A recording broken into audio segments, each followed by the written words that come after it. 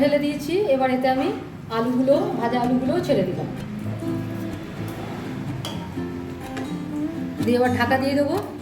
আলুগুলো সিদ্ধ হোক, হাফ বয়েল আলু এগুলো। আমি তো সবসময় হাফ বয়েল আলুই দিই, কখনো কখনো ফুল বয়েল থাকে, কিন্তু মাঝে মাঝে হাফ বয়েল থাকে। এবার এটাকে আমি ঢেকে দেবো।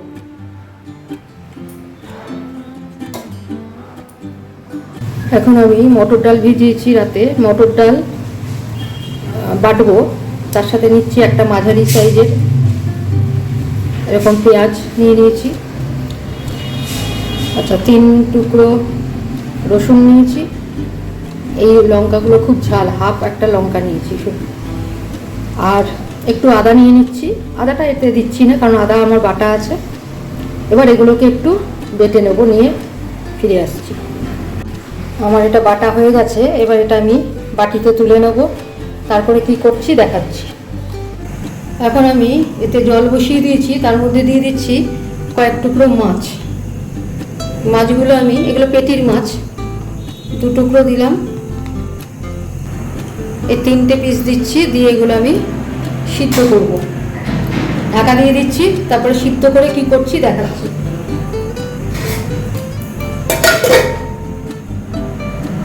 আচ্ছা, আমার মাছগুলো এবার সেদ্ধ হয়ে গেছে। এবার এর কাঁটাগুলো আমি ছাড়িয়ে নিচ্ছি, তারপরে দেখাচ্ছি। মাছগুলো আমার ছাড়ানো হয়ে গেছে, কাঁটা ছাড়ানো হয়ে গেছে। এছাড়া আমি নিয়ে নিচ্ছি 2টো কাঁচা লঙ্কা, একটা তেজপাতা, একটা বড় সাইজের আলু নিয়ে নিচ্ছি। এবার দেখাচ্ছি আস্তে আস্তে কি করছি। এবার আমি এই ডাল বাটাটাতে একটু এটা গরম মশলা গুঁড়ো দিয়েছি। আচ্ছা, তারপরে এতে দিয়ে দিচ্ছি অল্প একটু 1/4 টিস্পুন, পুরোটা দিলাম না, ধনে গুঁড়ো 1/4 টিস্পুন, জিরে গুঁড়ো। আর আদা তো দেওয়া ছিল না, আমি তো আদা দিয়ে বাটিনি, সেই জন্য দিয়ে দিচ্ছি একটু আদা। দিয়ে দিচ্ছি একটু আন্দাজ মতো হলুদ, আন্দাজ মতো একটু নুন, আর একটু নুন লাগবে। এবার এটাকে আমি একটু ফেটিয়ে নিচ্ছি, হ্যাঁ, কারণ লাইট একটু হালকা না করলে পরে কিন্তু এটা হবে না। একটু এভাবে হালকা করে নেব, তাহলে পরে কি হবে, এর ভেতরে রস টস সব কিছু, ঝোল সব কিছুই ঢুকবে ভালো করে। এটা ফেটানো হয়ে গেছে, একটু হালকা হয়ে গেছে। এবার এটা আমি কড়াতে রিফাইন তেল,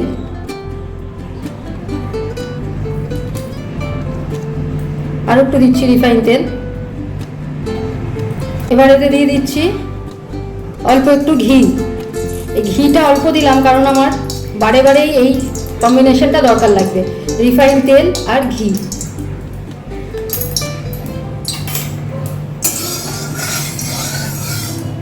আমার তেল গরম হয়ে গেছে। এবার এটা আমি ছেড়ে দিচ্ছি এই ব্যাটারটা, ডাল বাটাটা ছেড়ে দিলাম।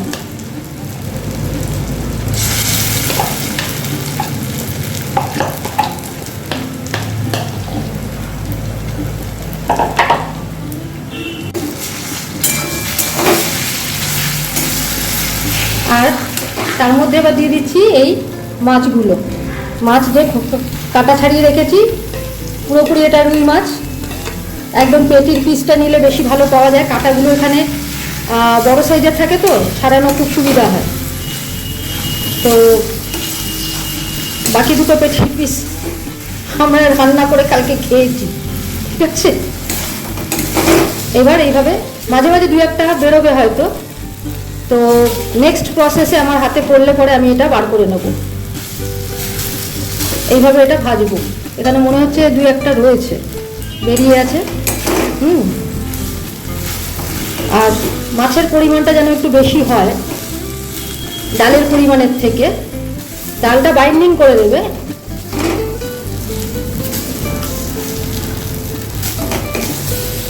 দেখুন আমার এটা হয়ে এসছে, এটা গায়ে যে লেগে লেগে গেছে, এই যে ছেড়ে যাচ্ছে এইভাবে, তার মানে এটা হয়ে গেছে। এবার এটা ঠান্ডা করতে হবে, আমি ছাড়িয়ে নেব এগুলো। আর নুনটা নিজেরা ইচ্ছা মতো একটু টেস্ট করে এই সময় নিতে পারেন, ঠিক আছে।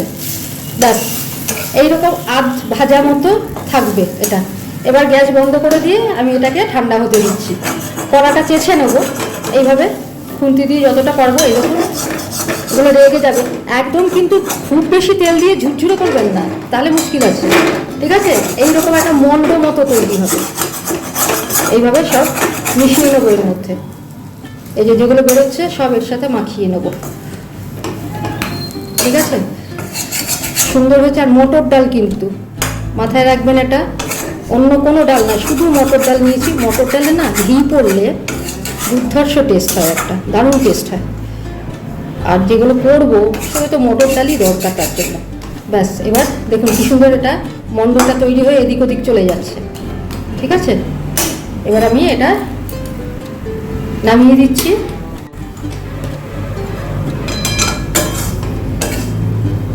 ব্যাস সুন্দর হয়েছে। আর এই যে এগুলো উঠছে না এখন, এই যে সাইডের এই যে লালগুলো, এগুলো এক কাজ করবেন, এমনি জল দিয়ে দেবেন, এতে জল দিয়ে একটু ফুটিয়ে নেবেন। এটা পরে ব্যবহার করা যাবে কিন্তু, ঠিক আছে, কারিতে ব্যবহার করা যাবে।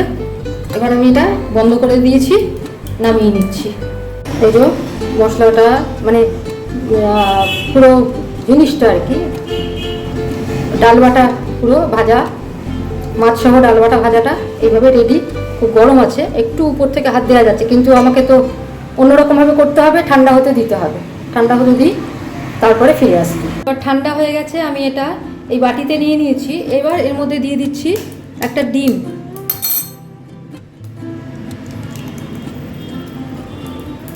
এই ডিমটা আগে আমি ডিমের জন্য একটু সামান্য নুনও দেব,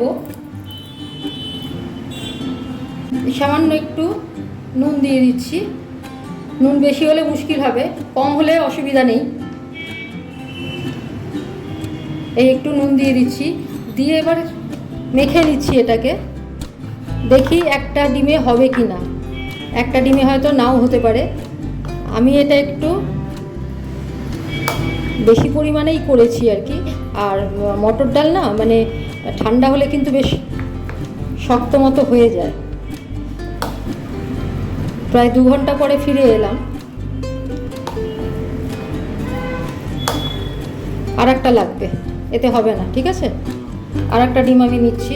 আচ্ছা এবার আমি আর একটা ডিম, এটা কিন্তু আমি এই বাটিতে একটু ফেটিয়ে নিচ্ছি, কারণ দুটো হয়তো নাও লাগতে পারে, সেই জন্য এটা বাটিতে ফেটিয়ে নিচ্ছি। কারণ বেশি লিকুইড করা যাবে না। হ্যাঁ, এই যে একটু শক্ত হয়ে আছে, জাস্ট এত শক্ত ব্যাপারটা রাখবো না। তার আগেই কিন্তু আর হাত দিয়ে একটু মেখে নিতে হবে। আমি হাত দিয়ে মাখলাম, তাতে দেখলাম যে হ্যাঁ আর একটু লাগবে, তো একটু ফেটিয়ে নিচ্ছি। ফেটিয়ে নিয়ে দেব, একটু ফেটিয়ে নিয়েছি, নিয়ে এবার অল্প অল্প করে একটু দিয়ে দেখি কতটা আমার লাগবে।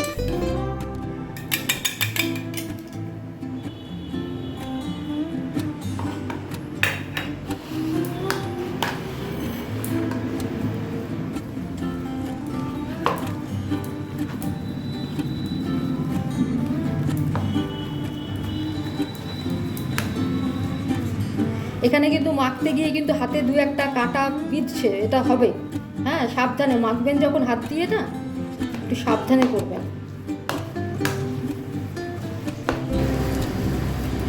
হালকা হাতেই এটা মাখবো।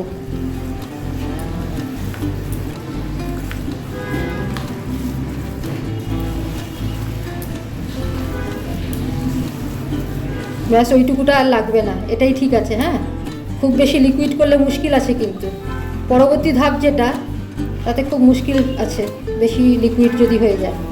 ব্যাস ঠিক আছে, এরকমভাবে রাখলাম। এবার দেখাচ্ছি।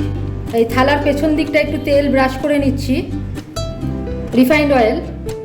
এবার এটা আমি এখানে চাপড়া মতো করে দেব।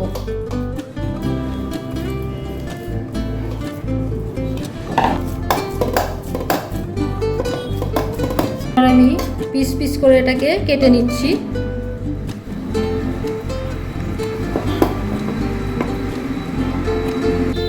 একটু তেল লাগিয়ে নেব।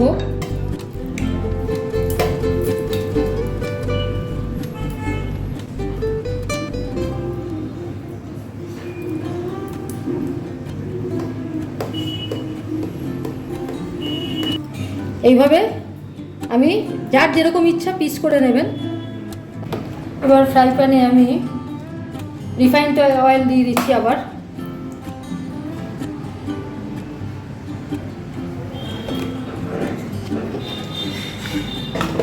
আর দিয়ে দিচ্ছি আবার একটু ঘি, 1 চামচ ঘি দিয়ে দিচ্ছি। ছেড়ে দেখে নিলাম যে ঠিকমতো গরম হয়েছে কিনা তেল ঠিকমতো গরম হয়েছে। এবার আমি একে একে এগুলোকে তুলে নিয়ে ছাড়বো, করে এগুলো এইভাবে ছাড়বো। হালকা আছে রেখে আমি এগুলো ভাজবো। প্রথমে যেগুলো ছেড়েছিলাম সেগুলো লালচে হয়ে গেছে এক সাইড, এবার এগুলোকে আমি উল্টে দেবো।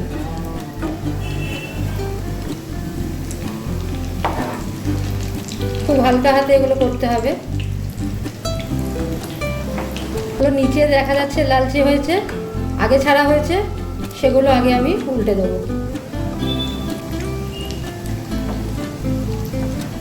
ডিমটা বাইন্ডিংস ভালো করবে আর কি, ভালো বাইন্ডিংয়ের জন্য ডিমের দরকার আছে।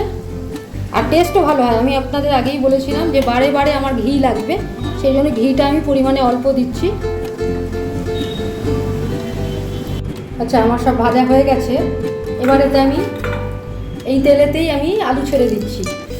যারা আলু দেবেন না আলু ছাড়াই করতে পারেন, কিন্তু আমার বাড়িতে একটু সবাইতে আলু পছন্দ করে, আলু একটু ভেজে নিই। এগুলো আমার সব ভাজা হয়ে গেছে বরফি আকারে। আর দেখুন এগুলো ওই যে সাইড কেটে রেখেছিলাম না, সেগুলোকে আবার গোল মতো করে নিয়ে তারপরে ছোট ছোট টুকরো করে আর কি এইভাবে ভেজেছি। এগুলো চৌকো মতো। তো এগুলো আমি এখন দিচ্ছি না, এগুলো ভাজা খাবার জন্য রেখে দিয়েছি, কারণ এটা ভাজা খেতেও ভালো লাগবে। ঠিক আছে, এবার আলুগুলো তুলে নিয়েছি। এবার এতে দিয়ে দিচ্ছি জিরে, 1/2 চামচ মতো জিরে দিলাম, একটা তেজপাতা দিয়ে দিলাম, আর কাঁচা লঙ্কা যে দুটো দেখিয়েছিলাম সেগুলো দিয়ে দিলাম। দিয়ে এবার একটু এতে নুন দিয়ে দেব।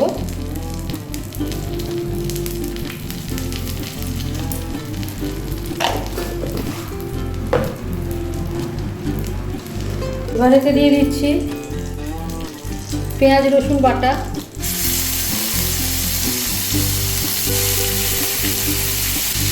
3 চামচের বেশি পেঁয়াজ রসুন বাটা দিলাম, 1 চামচ মতো আদা বাটা দিয়ে দিলাম।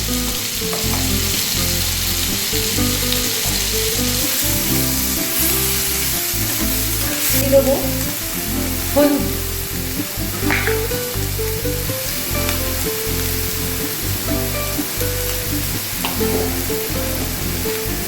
জিরে গুঁড়ো 1 চামচ মতো জিরে গুঁড়ো, 1/2 চামচ ধনে গুঁড়ো। এবার এটাকে কষিয়ে নেব।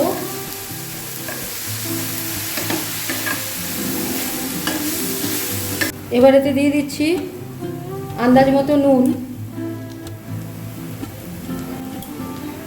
একটু আন্দাজ মতো চিনি, 1/2 চামচেরও কম চিনি দিলাম।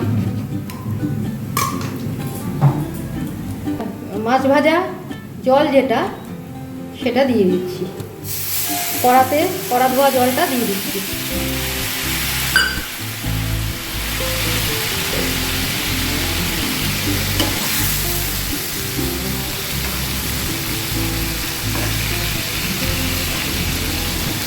এবার এতে একটু গরম মশলা গুঁড়ো দিয়ে দিচ্ছি,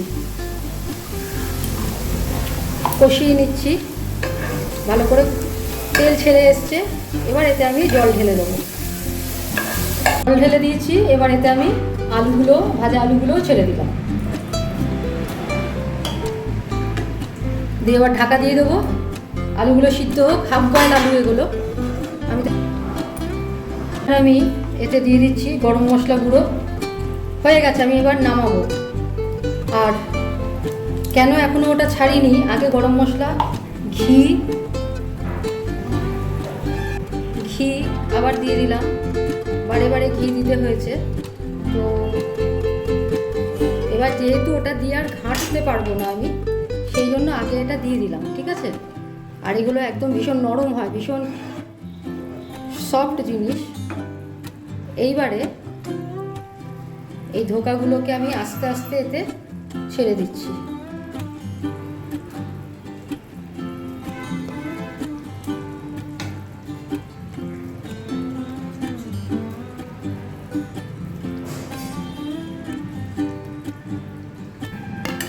এবার আমি কিন্তু গ্যাসটা বন্ধ করে দিচ্ছি, পরে আমি উল্টাবো। গ্যাস বন্ধ করে দিয়ে ঢাকা দিয়ে দিচ্ছি, একটু স্ট্যান্ডিং টাইম দিচ্ছি। গ্যাস আমি বন্ধ করে দিলাম, ঠিক আছে, স্ট্যান্ডিং টাইম দিচ্ছি, ভেতরে রসটা ঢুকুক, তারপরে আমি উল্টে দেবো। এবার আমি আস্তে করে এগুলো উল্টে দেবো, সব কটা এইভাবে উল্টে দেবো, কারণ ভিজে গেছে তো, নরম হয়ে গেছে। হ্যাঁ, সেই জন্য খুব সাবধানে উল্টাবেন। আর একটা কথা বলি, যে এটা একটা টিপস হিসাবেও নিতে পারেন, ডিমটা যদি একটু বেশি হয় তাহলে কিন্তু ভালো হয়, কিন্তু দেখবেন লিকুইডের জন্য কিন্তু এইরকম শেপটা আনা যায় না। যদি কেউ ডিম একটু বেশি দিয়ে শেপটা মানে লিকুইড করেও যদি শেপ ঠিকমতো আনতে পারেন তাহলে খুবই ভালো, ঠিক আছে। আর এগুলোতে জেনারেলি এই সমস্ত ভালো রান্নাতে আলু পড়ে না, আমরা একটু আলু দিয়ে খাই বাড়ির জন্য। তো উল্টে দিয়ে গ্যাসটা আর একটু জ্বেলে দিলাম, যাতে একদমই দুদিকে ভালো মতো রসটা ঢুকে যায়। গ্যাস অফ করতেই দেখুন চারিদিকে কিন্তু এটা জমতে শুরু করেছে গ্রেভিটা। এই যে দেখুন বুদবুদ উঠছে, গরম হয়ে গেছে। জাস্ট একটু গরম করে নিয়ে আমি নামিয়ে নেব।